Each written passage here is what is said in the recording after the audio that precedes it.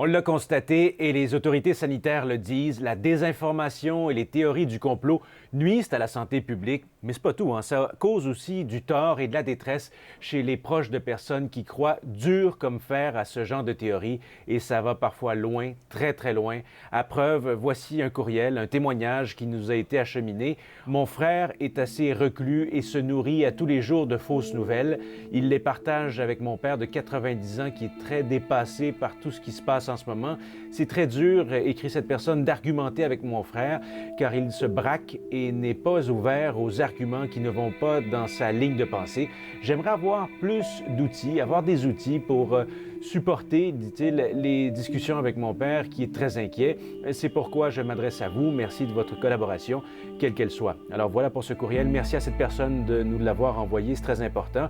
Et ce témoignage ressemble beaucoup à ce qui a été vécu par une femme qui nous a aussi écrit et avec qui on va parler à l'instant même, tout en protégeant son identité pour ne pas heurter la personne de son entourage dont elle veut nous parler. Bonjour, madame. Bonjour.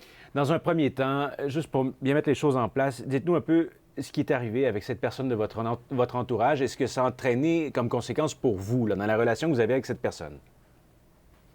Ben, ça a commencé de façon vraiment insidieuse. Donc, il y a plusieurs années, c'était une période difficile dans sa vie, puis à la découverte des réseaux sociaux.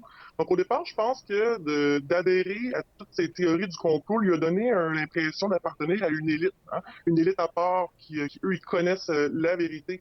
Mais plus qu'elle fait des recherches sur Internet sur ces théories-là, plus l'algorithme lui envoie des articles connexes, puis plus elle se met à penser que c'est la majorité des gens qui pensent comme elle. Maintenant, c'est devenu, je vous dirais, là, ça a pris une ampleur démesurée, c'est devenu obsessif. Elle est dans son pic de recherche à ce niveau-là, donc c'est rendu que elle ne veut plus me parler, à moins que je décide d'adhérer, de lire et de réfléchir sur ces articles-là, parce qu'elle veut que je me réveille au niveau, que ce soit social et ou spirituel. Là.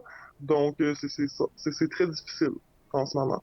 Et là, vous êtes parvenu à aller chercher de l'aide ailleurs. Vous êtes allé chercher de l'aide ailleurs pour savoir un peu comment ajuster votre intervention auprès d'elle, non? C'était très difficile. J'ai appelé un organisme de santé mentale, 811 Santé sociale, une travailleuse sociale dans un hôpital. Et puis, à un moment donné, je me suis dit que ça fonctionnait pas parce que elle, vu qu'elle n'a pas d'idée suicidaire, qu'elle fera pas de mal à autrui, il n'y a rien à faire.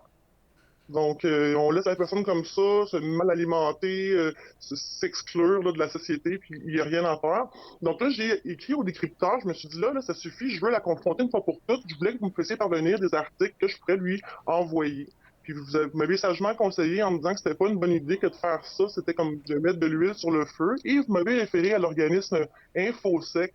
Puis je voudrais qu'après des semaines de recherche pour trouver de l'aide pertinente, InfoSec, c'était le premier organisme qui avait comme tous les outils pour m'aider. Donc, entre autres, c'est pas brusquer la personne. Justement, il me donnait l'exemple de c'est comme une relation amoureuse. Vous connaissez quelqu'un qui est dans une relation malsaine, vous essayez de lui faire comprendre qu'il n'y a rien de bon là-dedans, qu'elle devrait sortir de cette relation-là, et que cette personne-là, elle veut rien entendre.